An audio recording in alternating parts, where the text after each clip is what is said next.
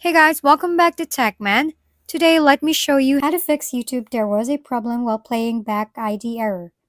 Experiencing there was a problem playing back playback ID error on YouTube? Don't worry, it's usually fixable. This issue often stems from network connection problems, corrupted browser cache, or DNS conflicts. First, check your internet connection and restart your router if needed.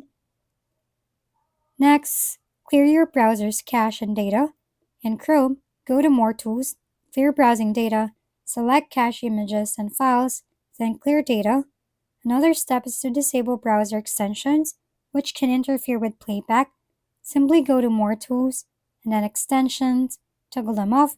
If the issue persists, flushing your DNS cache can help.